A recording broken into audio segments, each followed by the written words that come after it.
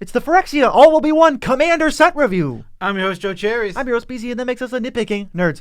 Past 100,000 subscribers, still making videos every day, and the best way to support us would be to be like Dominic M., a patron of the channel. He went to patreon.com, and he picked the tier that was right for him, and you can do the same thing, and we'll love you and Dominic as much as we can without making you uncomfortable. Yes, and if you would like to support us indirectly, you can use our TCG Player affiliate link in the description below.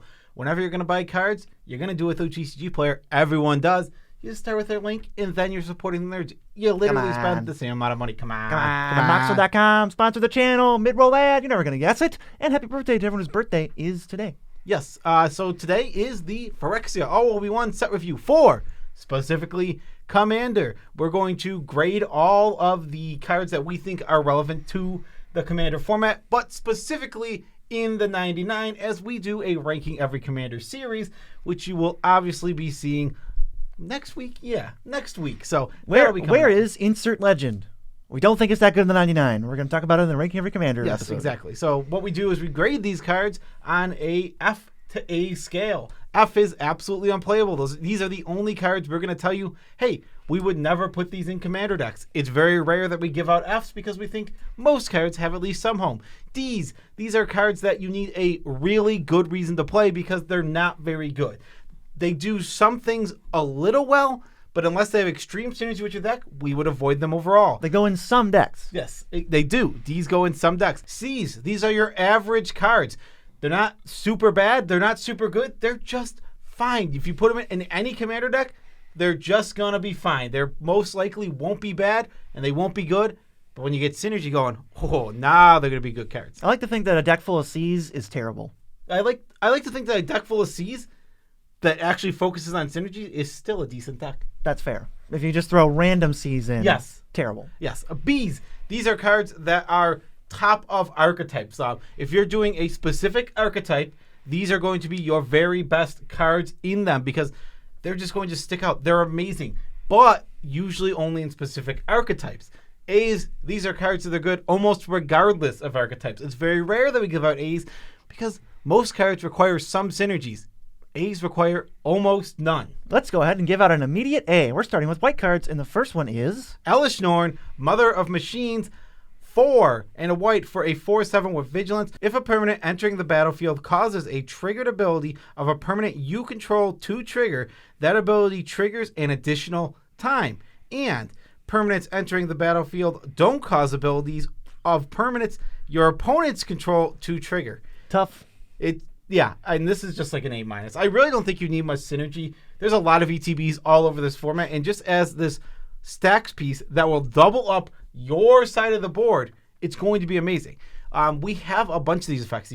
The Hushman Griffs, the Torpor Orbs, none of them are one-sided. Yeah. This is the very first version where it's like, you get double, they get nothing. Yes, it seems pretty strong. I don't think this is going to be... This is not a card that needs to be banned in the format. I'll tell you that right now. It feels to me like it's probably the best of the 5 new Praetors in Commander. It's going to be great. It's going to achieve things, but it doesn't force you to run out your ETB things into it. There's some play. There's some counterplay to this card, and I don't think it's broken. It just seems really, really good. Yes, I live in the world where I want to see the card exist first before I want to say it's banned. Yeah, I don't know who's living in any other world but that. But I can literally just, it's like, I can see the world where this plays out, and in, let's just say, 6 months, a year, it's banned. It's like totally a plausible world because this card is very unfun in design. No, sorry, I don't actually see that world because the bar is Turgid, and if this plays out exactly like that, it'll just be a commander nobody plays and a card that's in some decks, and it's really good. That's tough because there's no universe where this is worse than Turgid to me. So something that I think is super worth noting is Turgid is an unknown nobody character. There's a big difference between unknown nobody character and Elesh Norn, one of the most beloved villains in Magic the Gathering. That does, I think, make some difference to how many people will play it. Now, again, don't know. Again, we have to wait and see, right? It has to play out because we can sit here and play. Guess what all day. No, you can't, because you'll be wrong. In 6 months, Vorin Klex, the first one's going to get banned. The first Vorin Klex. Don't you know? That card is miserable to play against. It's not fun a lot of the time. Hey, we should really keep going. Elvish Norn's really good, and try not to think that the sky's falling right away. The Eternal Wanderer is 4 white for a 5 loyalty planeswalker. Static ability, no more than one thing can attack her each combat. +1, you exile an artifact or creature, and then you return to the battlefield under its owner's control at the beginning of that player's next end step, so you can flicker something out of your opponent's out for a while, or save one of your things. You can make a 2/2 with double strike for 0, and you can -4, and for each player, choose a creature that player controls, and then everybody sacrifices the ones that were not chosen. So it's basically like a weird board wipe that leaves you with like a 1 loyalty planeswalker that's okay. This card is good, I think. I think so. I have it at C because it is competing. Well, where we want to look at this is the minus. This is a board wipe that you can play and does other things. And that's what's really cool about it. It is slightly overcosted, but when you do the board wipe part, you're leaving your best creature, you're leaving their worst creatures, you're getting a tragic arrogance-like effect, which we already talked about being very, very good, and you leave this planeswalker behind, and they don't have good creatures to attack with. You're not leaving them with anything good. That's what I love about this card. Now, the other modes, all gravy. You get flicker synergies, you get some 2/2 synergies for your tokens.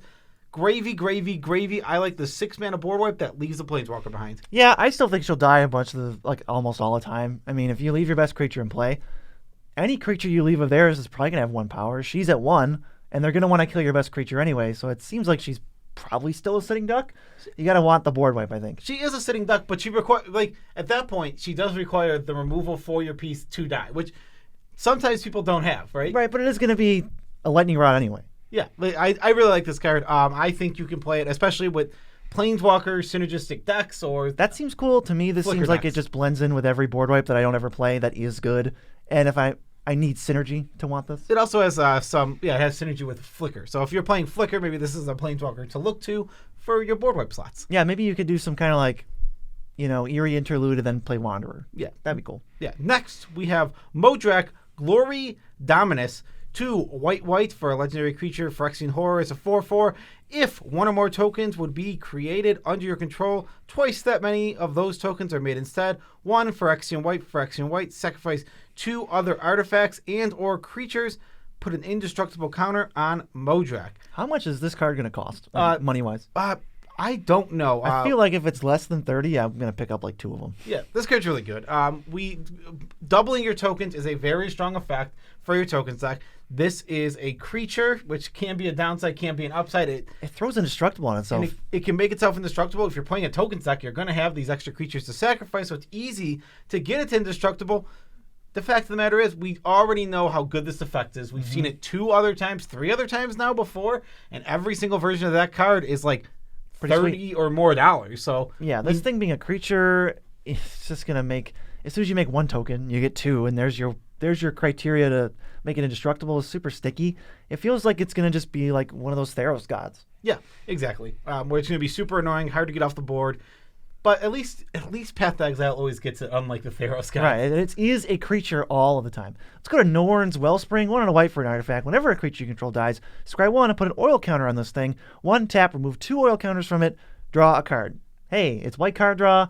Over time, if you're like a white-black sack deck, maybe you want this, but even then, you're playing black. So you kind of like have to not be playing black or blue, and then this seems appealing. But what are you playing? Maybe tokens? This is another one of those cards that I love describing them as a good card that I would never see as bad in a deck. But I'm never going to play it. Yeah. It's never going to end up in my deck. It's C-.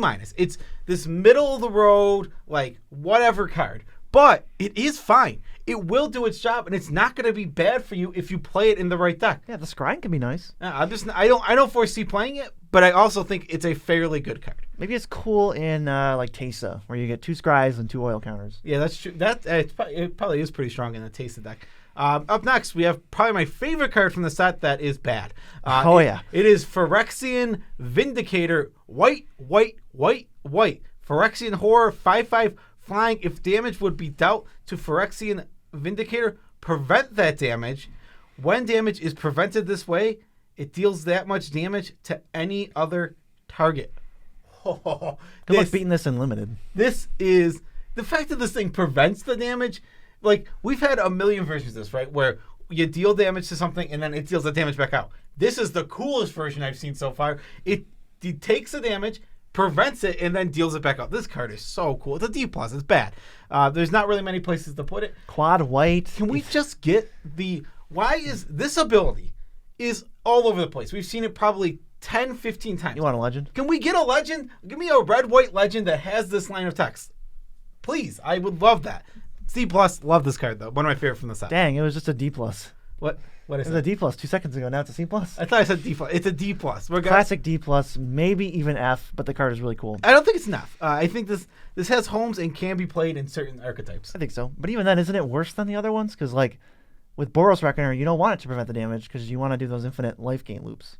Yeah, it could be. It Who depends. knows? It depends on what you're trying to do. But also, when you have, like, just this and a Blasphemous Act, you get to dish out the 13 and keep your thing. This is true. All right, move over, Maraschiello, because we got White Sun's Twilight. X white white for a sorcery. You gain X life. Create X 1/1 colorless Phyrexia and Might artifact creature tokens with Toxic 1. So many words. And this creature can't block. If X is 5 or more, destroy all other creatures. Ooh. So there's worlds where you just go spend 1,000,000 mana, get all these Phyrexia Mites. They got Toxic, so they're kind of threatening if you make enough of them, if you make 10 of them. And then there's worlds where you give your creatures haste with an onboard effect, and there's no other creatures in your way, so you just kill somebody. Yeah, this is, I mean, what I would grade Maraschiello a C. I would grade this card a C. They're like right in the same grade. This one's, I think, is better. And they just throw X life. You get X life. Yeah. And you get better tokens, potentially. Yeah, it's like, I don't think it's enough to transcend the grade, but this card is good. I mean, it's a board wipe. It makes tokens. It's got a bunch of little tiny things that it does. It's fine. It's going to blend in with all the Wanderers and all the other board wipes we don't play, unless you have Synergy, and you're going to be stoked that this card exists. I never play Maraschiello. No, I never play that card. Yeah, but this, again... And now I'm never going to play it, because I'll go to White Sun's Twilight first. Yeah, probably. I think this card is better than Maraschiello overall. Up next, we have an extremely cool card that's extremely disappointing. Yeah. Blade of Shared Souls. 2 and a blue. It's got 4 mirrored in, which means when it comes in, you make it 2/2 and then equip it to it. And whenever it becomes equipped to a creature, for as long as it's equipped, it becomes a copy of another target creature you control. Now, BZ, I don't know if you know this, one of the main reasons you play clones is to get ETBs. And you don't get the ETBs with this card. But also, I play clones to take the best thing on the battlefield, which this also doesn't do. Yep, it's only copies of another creature you control. This card, it doesn't get there. It's super niche. Some decks will love it, but I think most decks are going to forget it ever existed. Yeah, I think it's just a D-. I don't want to put this in my average deck. I almost don't want to play it ever, so. It's a rough clone. Exactly. It's a bad clone, and I just don't want to play it. Cute take. Have you heard of Glasspool Mimic? Oh my god, how much better is that card? I get another Twilight. It's Blue Sun's Twilight. This is going to be my new... I can't imagine a less fun limited card than this one. It's X blue blue. Sorcery. Gain control of target creature with mana value X or less. If X is 5 or more, create a token that's a copy of that creature. This seems pretty good. It's the problem that thing's holding you back is mana. It's a lot of mana to do. There's a lot cheaper ways to gain control of creatures. But that 7 mana, double it up is kind of nice. Although, there's still targets, so... No way you can take a creature that has a sacrifice outlet, or you can also get blown out by spot removal from them or somebody else. Yeah, and there's also issues with this card in other ways where I want to take control of a 7-drop. I have to pay 9 mana. Yeah, and then stealing a legendary creature doesn't give you any bonus because you just get a copy and it dies. Yeah, exactly. So this card is rough around the edges. I think it's a D. It's not a bad card, but I'm probably just never going to it. It's so many extra. Finicky. Yeah, it's so much more finicky than it looks. Yeah, exactly. It's getting it to actually work and do what you want to do is just not easy. Next, we have Encroaching Mycosynth. 3 and a blue for an artifact. Non-land permanents you control are artifacts in addition to their other types. The same is true for permanent spells you control and non-permanent cards you own that aren't on the battlefield. Do you like high risk, high reward? Yes, this is like Mycosynth Lattice, but it's just for you. Just for you. Ooh. And it is super high risk, super high reward. This card I think is pretty rough because the problem with it is this you already take so much risk when you play an artifact deck. Like when you play the artifact deck, there's a ton of artifact synergies. Some of your permanents just die to random cards, like Bane of Progress. Yes, exactly. And it stinks. It's like that stinks. Now everything is like that. But also, this is like a 4 mana, do nothing where unless you're chaining a spell right now after spending 4 mana, you don't get much, and you got to pass the turn. That's too spooky for me. Yeah, I think this is a solid D-. This card is one that can perform so well in some situations where if you get the right combinations of cards at the right time, this will look like an absolute monster of a card. Yeah, like return all artifacts from my graveyard to the battlefield. Yeah, exactly. And that's going to feel amazing. But overall, I'm off this card. Yeah. This is actually the next one. It's the best card in the set. Not close. We thought Elder Storm was a problem. This is easily the best card in the set. It's Font of Progress. Blue for an artifact. Enters the battlefield with 2 oil counters. 3 tap. Target player mills X, where X is the number of oil counters on it. S+. We usually don't give out S+. We've never given out an S. And it's not even on our scale. You didn't even know it was here. It's, of course, above A. This enters with 2. You get spot 2 oil counters for free. And now you just need to start paying mana, proliferating, and before you know it, your opponents are dead. Some mad lads actually went and built a whole deck around this. It's getting a lot of traction. I think the CDH community is picking up on it. So keep your eye out for Font of Progress. This might be one you want to rule 0 out. Who spoiled this one? Who's like somebody really cool? Pleasant Kenobi? Yeah, must have been Pleasant Kenobi. Yeah. Next, Ichor Moon Gauntlet, another one of the coolest cards in the set. 2 and a blue. Artifact. Planeswalkers you control have 0 proliferate and -12. Take an extra turn after this one. Whenever you cast a non-creature spell, choose a counter on target permanent. Put an additional counter of that kind on that permanent. This card is sweet. This card is this card is ridiculously cool. Mm-hmm. Tamiyo's been tinkering on the right stuff. Yeah, I think this is a D+. I don't think it's that good. I think even in your Planeswalker decks, it's a niche card that doesn't do a ton, but it's good. How cool is this on Teferi, who can do it on every turn? But he already takes... Doesn't he take 2 extra turns? Well, I'm talking about in your Planeswalker deck. Okay, so in you want a Teferi... You're zeroing, so you're proliferating all of your Planeswalkers every single turn. Yeah, my problem with this, and the reason it's probably like a D+ or maybe a C- for me, you need a lot of Planeswalkers because you're not going to like zero. You're not zeroing your Planeswalkers with good pluses. So you're like, you don't want to waste your loyalty ability for the turn. So how many Planeswalkers do you need? You need like 4, and then 3 of them proliferate, and one of them's like, all right, I'll ultimate it or something. It's a lot of setup, but it's really cool, and it's a card that, look, if you get the -12, I'm scooping. I'm just saying there's no way this card is in the C's. I'm just saying. There's no way. This card is a D+. People were scared of this one. You should have seen it on Twitter. I love the card. It's super cool. Well, like, people were like, this is too good. This is too far. What? That's too good? Everything's too good. What? Everything's too good, Cherries. Oh my god, that card is not too good. Everything is too good. Just like Jace, the Perfected Mind. 2 blue and a Phyrexian blue. 5 loyalty Jace, but if you play him for a Phyrexian, he's a 3 loyalty Jace. +1 until your next turn. Up to 1 target creature gets -3/-0. -2, target player mills 3 cards. Then if a graveyard has 20 or more cards in it, you draw 3 cards. Otherwise, you draw 1 card. So you're always getting 1. -X, the real ability, I think. Target player mills 3 times X cards. Target player should probably be you. And if so, you can get a 4-mana mill 15 or a 3-mana mill 9. Okay. Yeah. The main thing about this is just you gotta be playing either a self-mill deck or mill your opponent's deck. And then when the actual ability where you can actually get the draw 3 reliably, that's when this card actually becomes good and playable. Yeah, it's like 3-mana mill 3 draw 3. Yes, I think this is only playable in specifically mill. Self-mill, right? Self-mill, even if you're milling your opponent. Yeah, because you want their graveyard to have 20. Exactly. As long as you have a graveyard that's going to have 20, reliably, I'm in for this. C-. But seriously, there's a huge asterisk next to this card that says... You must be playing mill. Some sort of mill. Mill yourself, mill them. You have to be doing one or the other. Otherwise, do not touch this card with a 5,000-foot pole. Yeah, like I think you actually never plus this card. Yes. Yeah, I don't think there's a world where I ever would. Yeah, it's tough. I mean, if there's one creature and it's a 3/3 with no abilities, I would still not plus this card. Maybe there might be some random times, but not much. Next, we have Mind Splice Apparatus. 3 and a blue for an artifact. Why do I get 3 blue artifacts? Well, this is my second one. I had a 2 blue artifact, a 3 blue artifact, and a 3 blue artifact. Keep going. What is going on? At Flash, at the beginning of your upkeep, put an oil counter on it. Instants and sorceries you cast cost 1 less to cast for each oil counter on a Mind Splice Apparatus. This card's sweet. I don't know if it's great, but it's friggin' sweet. Yes, it's in that.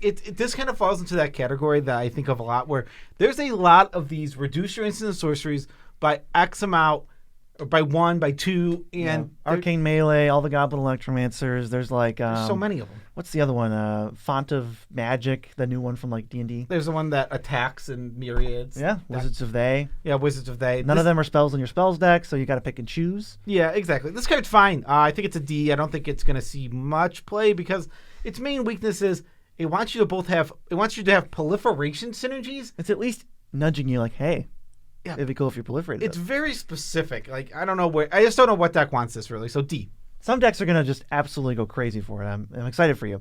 Let's go to the CDH, maybe, but also not commander card of the set. Minor misstep. There's always a bad counterspell. Blue instant counterspell with mana value 1 or less.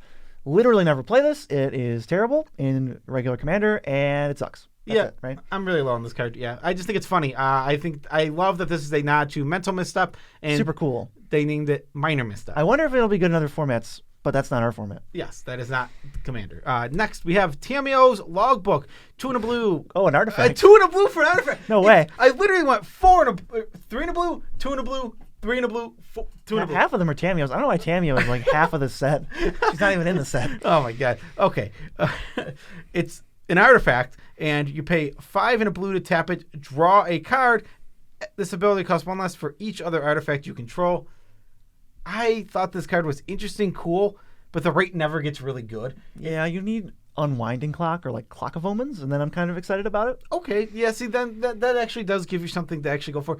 Mostly feels like a D to me, where I'm not going to play this card. It doesn't look very good, but it's a cool card that I thought was at least worth talking about. You can go ham with it in certain decks. Let's go to Prologue to Phyrexia. 1 in a blue for an instant. Each opponent gets a poison counter.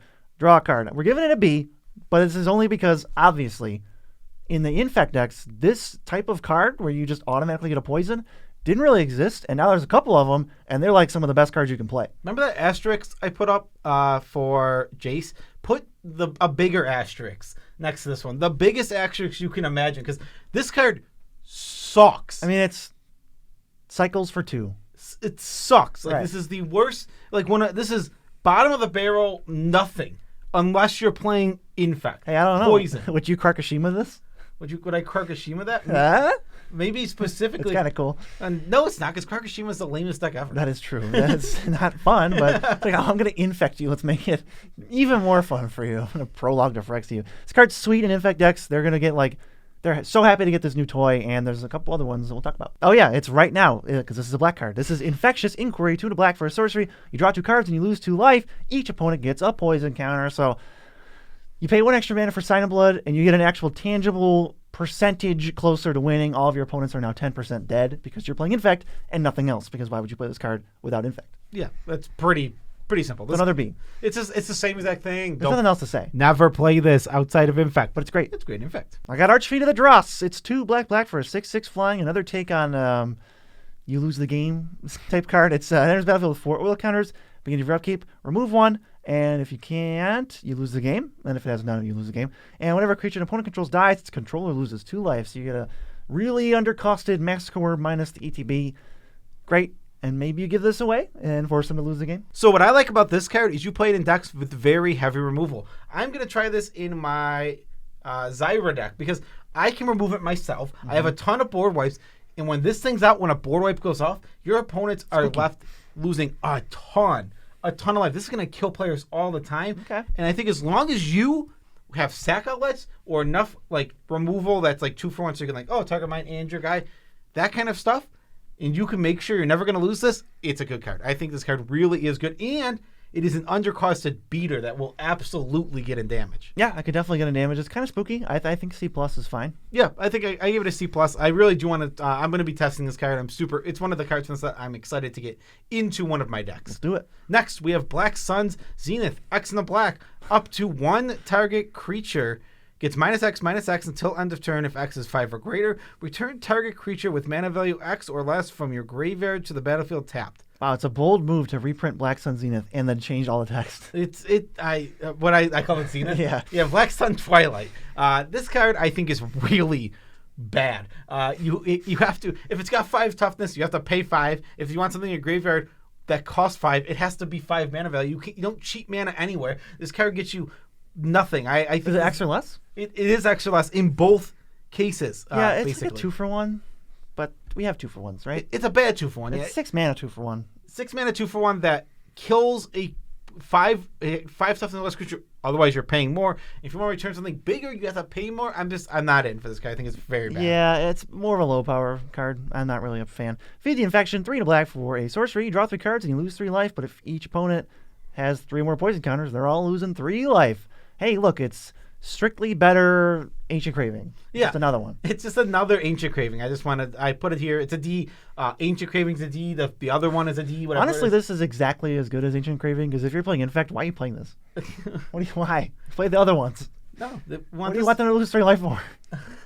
What's going on? That's true. That's a limited card. It is a limited card. Because why do you want your opponents to lose 3 life in the deck where your goal to win is by infecting them? Would not recommend. It's very true. So it's just Ancient Craving. Next is a cool legend for the 99. It's Vran, Executioner Thane.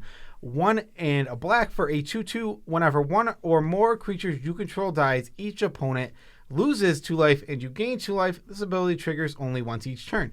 That is a big downside for this, but in your sacrifice decks, you can keep doing it everyone's turn. That means you can get 8 life a turn cycle. Drain everyone for 8 and gain 8. This card is going to be really strong. I'm a big fan of it. I think it's okay. I think C is fine. I might be a little bit lower than you, because by itself it is a brick. It doesn't really do anything. And there's a lot of spots where you're like, 2 life, can I have anything else? And Vran's like, nope. I will say Vran seems to be the most ambitious man I've ever seen, because he's like, all the Praetors are going to hire me to kill each other, which somehow results in no Praetors left for him to then become the true father of machines. And I cannot wait for the next set, March of Vran. Yeah, I'm sure he's going to win for sure. He's definitely going to win. Little guy's got it. Yeah, Vran's got this. But I like this card.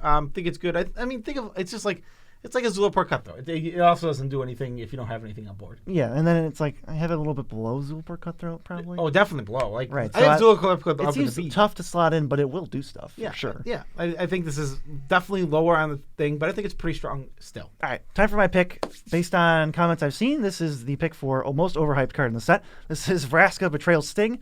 4 black and a Phyrexian black for a 6 loyalty completed Planeswalker, so either 6 or 4. 0, you draw a card and lose a life, proliferate, so it's a +1. -2, you turn a creature into a treasure, and then -9, somebody goes to 9 poison, no matter how many poison they were at. I don't think this card is like that good at all. This is like your classic Obnixilis, clunky, like 5 mana, draw a card, or you can kill a creature, or the ultimate's pretty good. I really don't think this is that good. Yeah, I agree. I don't think this, like in anything. Yeah. This Planeswalker is just like you said. We have Obnixilis. We have other versions of. I understand that it proliferates your other Planeswalkers, but I guess C Ichor Moon Gauntlet for that one. Yeah, exactly. This card is totally fine. It's passable D. I'm not going to play it anyway. Yeah, I'll give it a D- because that's fair. Just because I can. Moving into red, we have All Will Be One. 3 red for an enchantment, and I don't know why an Ellistorm card is red. And also Nissa's there. So this is the art is green and red and a little bit of white. Don't forget, All Will Be One in the color that none of the Praetors that are pushing Phyrexia are aligned with. Obviously. Home run. Whenever you put 1 or more counters on a permanent or player, All Will Be One deals that much damage to target opponent, creature an opponent controls, or Planeswalker an opponent controls. I hate the wording on this card. It really doesn't want you to target anything of yours. Yeah. And I really, really hate the wording. Yeah, this is a secret like, little Splinter Twin. It's going to combo with a bunch of different stuff. Some of it's cheap. Some of it's like an enchantment or a creature. Or some commanders say whenever you deal damage, put a counter on this. And that just goes infinite because dealing damage puts counters, which deals damage, which puts counters. Kind of cool. This card is bad by itself, obviously. It's a 5-mana do nothing, but it's scary, and if I see it, I want it dead. I don't know where that would put it for me. Maybe like a B, because if the deck's playing it, they're going to combo you. I just give this card a D-. I think its combos are not good. It's just a bunch of bad cards to combo. Sure, you with a commander, it's just a 1-card combo. Well, I guess I need to see what commander does it. I guess if I just don't know. There might be a commander that does it. What commander does this? Commanders, there's Red Terror, there's like War Elemental, there's a quest that does it, there's an artifact, some thingy that I can't tell you right now that does it. There's a bunch of stuff. I'm just going to be scared of this card when I see it. I don't think I'll see it that much, but I will be scared of it when I see it. So I think if you're playing a Red Terror deck one of the worst commanders I've ever seen. Mm-hmm. Then all will be one is playable, and I would not play otherwise because all of the other combos are a bunch of bad cards. I'll still give it a B. Nope, D. D minus. BC's wrong. One of us is wrong. I am objectively right. This is true. Capricious Hellraiser, 3, red, but not really. It costs 3 less if you have 9 or more cards in your graveyard. It's a 4/4 flyer. When it enters the battlefield, you exile 3 cards at random from your graveyard, and you choose a non-creature, non-land card from among them, and copy it, and cast it for free. Kind of weird. You have to have some kind of variance. You can't have multiples, so you just hope to get something sweet, some kind of big spell. This card's really cool, but in order to get, like, the best use out of it, you have to have 9 cards in your graveyard, and then you have to exile them at random. So this card is like a really, really big crapshoot. I guess it's a trigger, so you can cast it for 3 and then respond by exiling some cards, like with Scoos or something. Maybe that. But that's a lot of... Now you're paying retail for whatever spell you're casting for free anyway. Yeah, exactly. So this card is totally cool, but I think it's pretty bad. I just gave it a D. You could jump through all the hoops, but what do you get at the end? It's a 3-mana dragon. Maybe you care about that in some dragon decks. It's a cool card, but it's not good. Next, we have Dragon Wing Glider, 3 red, artifact equipment for Mirrodin. You get a 2/2, and then you equip this to it, and equip creature gets +2/+2 and has flying and haste. Equip for 3 red. Get a 4/4 flying haste.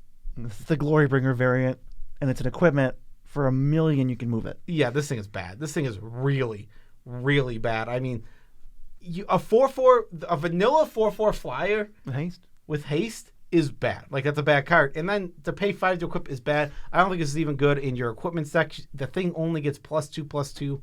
It's just not there. I think it's an F. I think it's the card that's actually is an F. Like, maybe Pure Steel Paladin, but there's a lot of equipments to cheat with Pure Steel Paladin. So many good equipments that actually do stuff. This doesn't even give that much. For 5 mana, you get +2/+2, flying and haste. That's not great stats. Gleeful Demolition, red for a sorcery. They kind of made Kuldotha Rebirth better. Destroy an artifact. If you controlled it, you get 3/1/1 Phyrexian Goblin creature tokens. So we don't get the sacrifice wording, but this can be a Vandal Blast, the one of shatter effect. If you don't want to make 3 goblins, it's pretty sweet to me. I C+ at least, right? Yeah, I gave it a C+. I think super like techie, nice little bread and butter card. Yeah, I think it's a super specific. You're not gonna go to this card all the time, but it's nice to get a shatter for 1 mana that is versatile and allows you to just kill your own thing to get some goblins. Cool card, weird card, pretty good. I don't think you'll play it often. When you do, it'll be good in the deck. I like it. Yeah. Next, we have Liliana of the Dark Realms. Oh, no, wait. It's actually Koth of Resistance. Oh, what an interesting misread there. Interesting misread, I know. 2 red for a 4 loyalty planeswalker, +2, search your library for a basic mountain, put it into your hand, then shuffle your library. -3, deal damage to target creature equal to the number of mountains you control. In -7, you get an emblem with whenever a mountain enters the battlefield under your control, deal 4 damage to any target. This thing really is... It's better than Liliana Dark Realms, but It is just Liliana Dark Realms. I don't know why they did this. Let me tell you this. If players are actually consistent, which they're not, this card will be $30. Yeah. But players are not consistent. No. This card is terrible, and it is, it's really bad. We think Liliana Dark Realm is actual terrible. This is a better version, still a D-. Don't play this card. This card's not good in Commander. No, I don't think it's that good. You can play some like Janky Mountains deck and it'll be fun. If you're playing the Janky Mountains deck, it's like the one we made that before on Boros Mountains. You should check it out. Yeah, if you're doing the Mountains deck, go for it. Yeah, otherwise nope. And then go ahead and take Liliana out while you're there.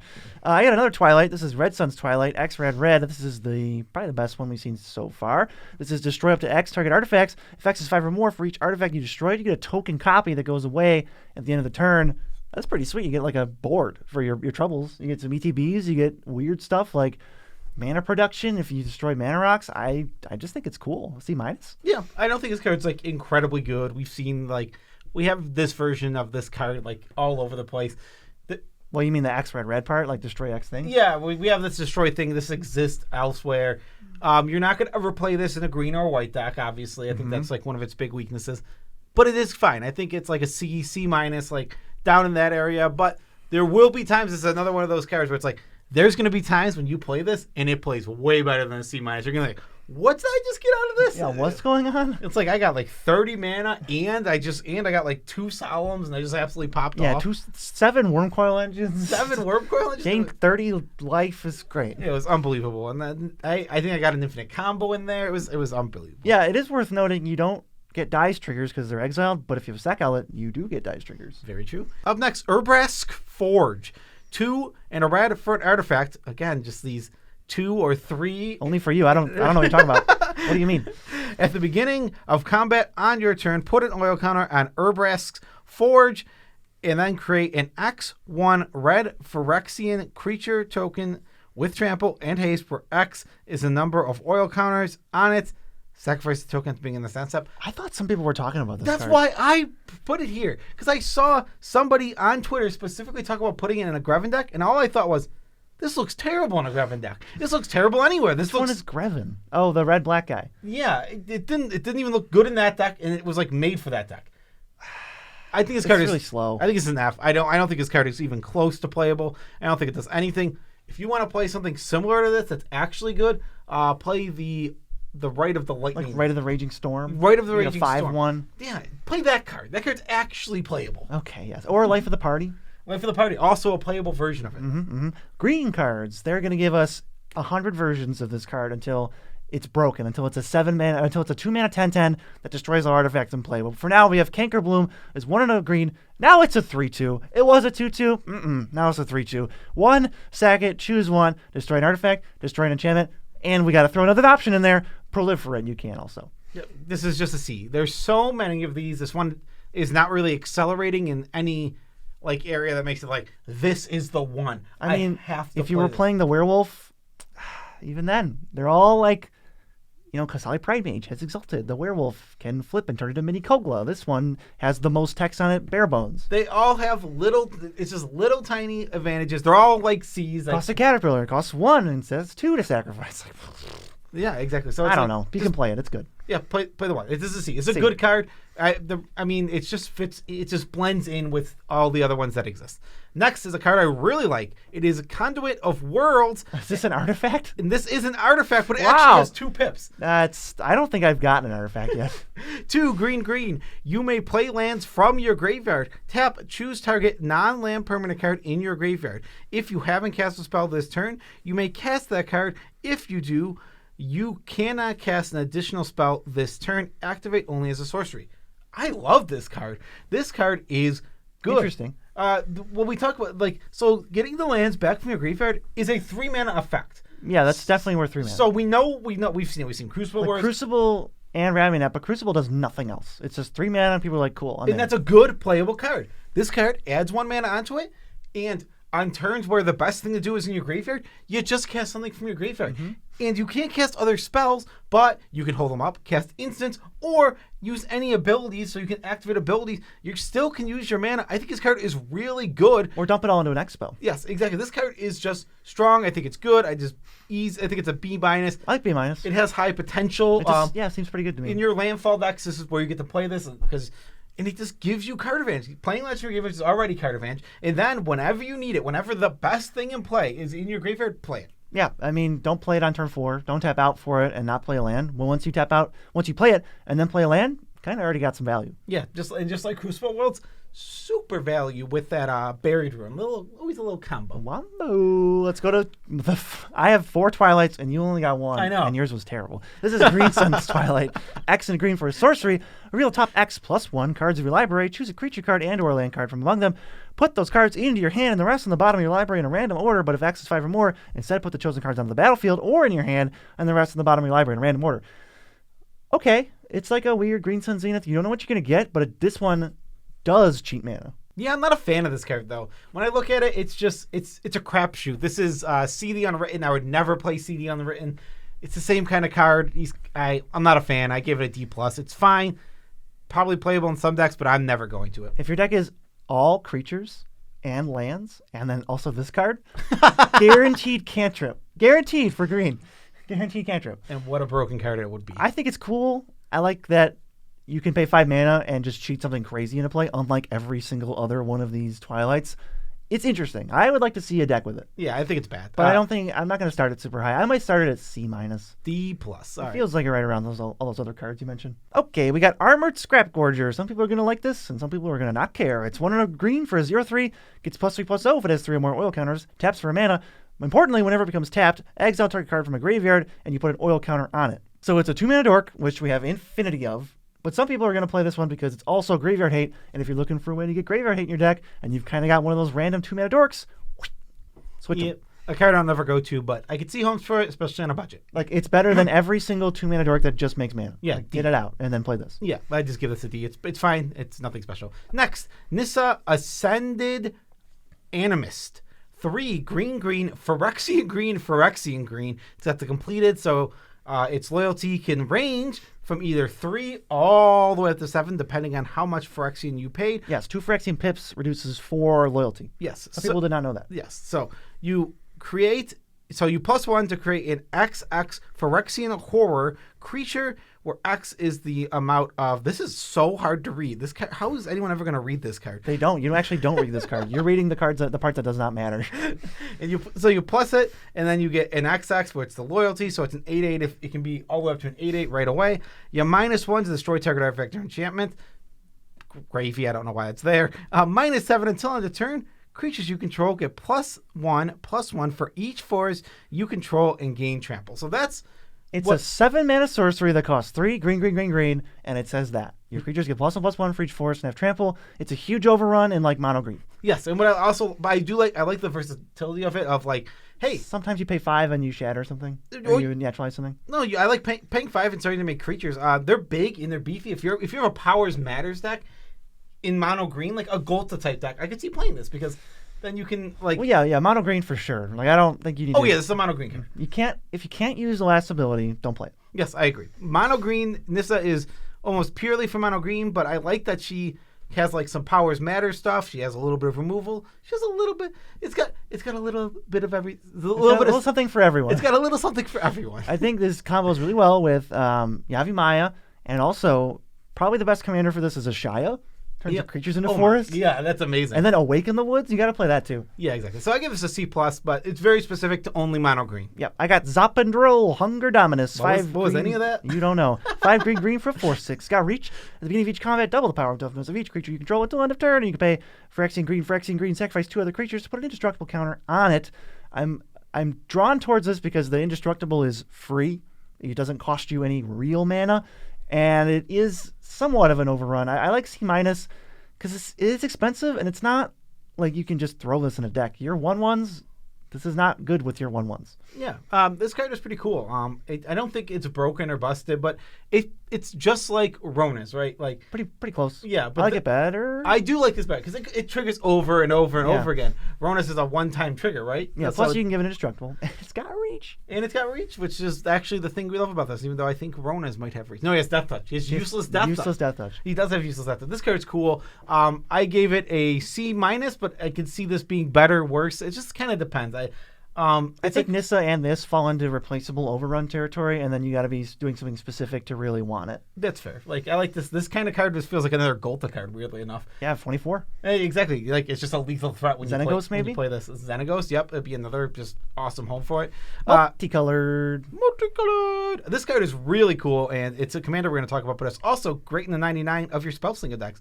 Is Ovica Enigma Goliath 5 blue red for a 6/6 flying, ward 3 and pay 3 life, and whenever you cast a non-creature spell, create X 1/1 red Phyrexian goblin creature tokens where X is the mana value of that spell.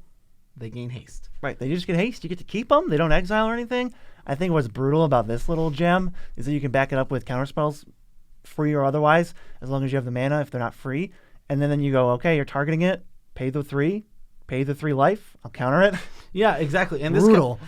This card just, once you untap with it, it's not like per spell. So it's not like you pay like 2 mana for a spell, 3 mana for a spell, get 2 things. Like, nope, I got 5 things because I paid 5 mana. Start cheating out start doing some delving. Oh my god. Yeah, it's mana value, right? It's mana value. So like Dig is 8 dudes. That card is stupid. I think this card is really cool. It's not busted. I give it a C+. It's going to be a cool commander. It is very expensive, so that is its main weakness. Yes, this Planeswalker is exciting to me. I don't even know what I would do with it, but I agree. I do enjoy green-black Planeswalkers. As Tyvar, Jubilant Brawler, he's here to brawl. 1 black-green for a 3 loyalty Tyvar. You can activate abilities of creatures you control as though they had haste. Okay, Deece, that's a static thing. It's going to stay around. You can use it right away. +1 untap a creature. -2 mill 3, then return a creature with mana value 2 or less from your graveyard to the battlefield. So it's kind of like you can cash them in right away, goes down to 1, and then has an ability that does things. And it gets you 2 mana of the 3 you paid, but also you mill 3 cards. This has one home specific that just comes to my mind. The green-black elf. Lathril, whatever its name is. Lathio, whatever that thing's name is. Lathiel is a unicorn? Yes, Lathril, whatever. Whatever. That green-black elf, it's like perfect for that deck. It's like this card was made for that deck. I'll go get Priest of Titania back. And to be fair, they are both green-black elves from Kaldheim. So yes, it does make sense. He does care about elves specifically. That's like his thing. Yeah, that is his thing. So it is a very cool card. He's also punching a Phyrexia in that card. Just straight up punching a Phyrexian. Tyvar is actually pretty cool. I thought he was throwaway. I wanted him to get completed. He was. In the story, he's a cool dude. To be fair, Tyvar was a throwaway character who has been now used in a way that makes him more interesting. Yes, he's the new talent. Yes, give him a C. Interesting card. This next one is also an interesting card, but I don't think it's very good. Yeah, I don't matter. Artifact, huh? Mirren Safe House. 3 mana as long as Mirren Safe House is on the battlefield. It has all activated abilities of all land cards in all graveyards. I kind of think it's a little bit cooler than you do because it's Manalith. It's like Manalith Plus. It taps for mana right away. Yeah, but Manalith is bad, right? But it's Manalith Plus. Yeah, there's some cool stuff in there. How many Manalith Pluses? Dude, you play it and then you sacrifice it to go get a forest or a mountain. You would have foothills. I actually thought of that exact same thing. So silly. Yeah, I don't think his card's very good. It's fine. It's Manalith Plus. We have so many Manalith Pluses. Yeah, I think. In fact, there's another one coming up. Yeah, I wonder if there's like some kind of weird combo. I don't know if there's lands that untap artifacts. It's cool. I'm excited to see what can be done with it, but for now it's basically Manalith Plus. So I like C- or D+. Yeah. What do you got next? I got Monument to Perfection. Oh, man, there's so many words. 2 mana. 3 tap. Search your library for a basic sphere or locus or land basic card and reveal it and put it in your hand. Then shuffle and then you pick a 3. It becomes a 9/9 with Infect 9 and loses all abilities and is indestructible and is Toxic 9 and it doesn't fly and it's got Indestructible and you activate it only if there's 9 or more lands with different names among lands, basics, and spheres and locusts. And that's pretty much it. I think I summed it up pretty well. So basically it is a really expensive tutor for basic spheres and locusts. Yep. So it's really expensive. It's not good. D-. It's Journeyer's Kite. Yeah, and then I do like how big and silly and fantastic it becomes. Couldn't even give me Toxic 10. Come on. That's what I was thinking. I actually was going to say that same exact thing. Why does this not have Toxic 10? It's not broken, but Toxic 10 is not broken. Let's have it be. Let's forget the basics, forget the locusts. Why is that there? Let's just have it, if you have all 9 spheres, it's an unblockable Toxic 10.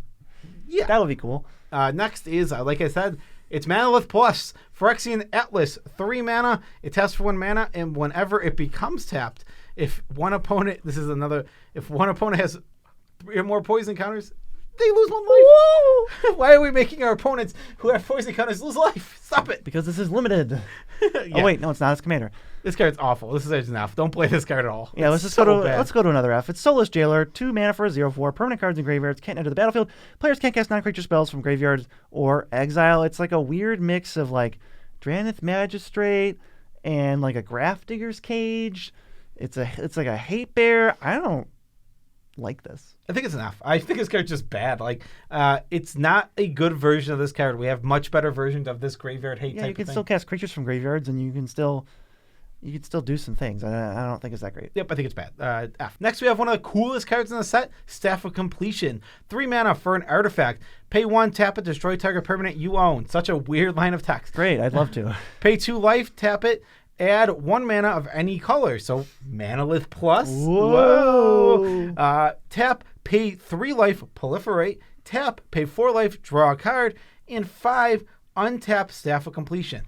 If you have the life to pay, I think this card is actually good. There's just a lot of choices here. You have proliferate, you have draw a card. It could just be a mana rock when you need it to. Yeah, tap to draw a card, plus obviously paying a bunch of life. is good in some decks. Yes, I think that this card is, you just need to be able to mitigate the life loss. It is a lot of life loss when you start getting it going, but it does enough things.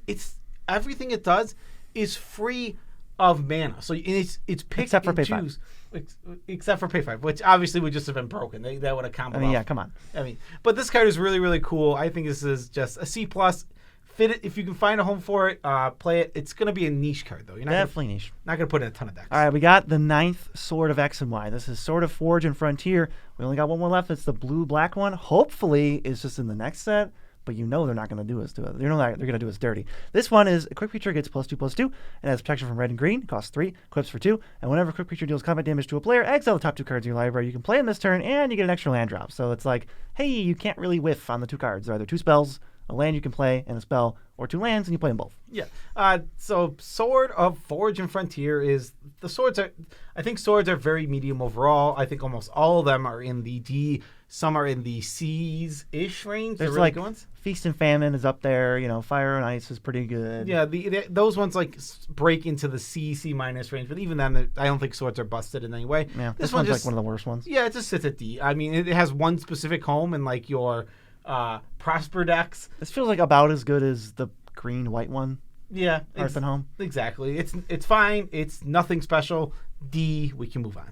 2 lands, and first we have Phyrexia. It's a sphere. It adds 1 mana, or it can add 1 mana of any color. Activate only if Phyrexia enter the battlefield this turn. I think that's a cool line of text. I think they can do a lot of stuff with that. It is a cool line of text. Pay 3, tap, make a colorless Phyrexian Might with the toxic and the can of block. What do you think? D+, it's almost nothing. If you want it's pretty bad. Mites with toxic, great. If you don't, I can't imagine you want this at all. Maybe because it's 4 mana make a token, like maybe it's like a Kobold's, Care Keep that makes a token for kind of cheap. It's fine. I guess you can do that. It's fine. We got the Monumental Facade. This is a land. It's a sphere. It enters the battlefield with 2 oil counters on it. Taps for Wingding, and taps to remove an oil counter from it to put an oil counter on target artifact or creature you control, but only at sorcery speed. This is an F because not enough things care about oil counters. Although, where was this thing when we were building our Font of Progress deck? Unbelievable. Come on. Actually unbelievable. Ridiculous. Next, the Myco Synth Guardians. This is a land. It's a sphere. It taps for colorless. You can pay 1 and tap it to make any color. That's not useful, but it has one of the coolest abilities I've ever seen on a land. Oh, yeah. X, tap. The Myco Synth Guardians becomes a copy of target non-token artifact you control with mana value X. And it's not at sorcery speed. It's so cool. Why is this? This is such a cool land. I give it a C. I think it's niche. I don't think it's broken or anything, but it's so cool. Actually, you know what? I'm thinking this is a B. Let's bump it up to B. It's just such a free roll in the right decks. You just throw it in, and then it's colorless. As long as you can afford a colorless land, it takes nothing away from your deck, and all of a sudden, your land is just the best artifact you control out of nowhere. And 1 in a million times you go, oh man, I'm so glad I can filter into a colored mana. They gave me a Power Stone. Yeah, but I actually like thinking about it. Like literally, to be fair, like when I'm thinking about this card now, it's just it's super playable. The low opportunity cost. This card has, if you can afford that colorless land, this card is incredible in that case. This card, I keep thinking it's like B+. That's what I was gonna say. It. It's like I keep thinking like I gave this a C originally, and like B+. This card, such a free roll, but it is specific to having a good artifact count and lots of artifacts you want to copy. I could see this being like an A-, 2 months from now when we play it, and we're just like, guys, if you play artifacts, you just play this card. Yeah, for now, B+. Let's not get too carried away. I will say, if you are wondering why Font of Progress is the best card in the set, not close, and you're like, what? Who built a deck? Well, Pleasant Kenobi built a deck, and you can watch that video where he talks about his deck, which is super strong. You can watch it right here. Peace out, Tribe Scouts.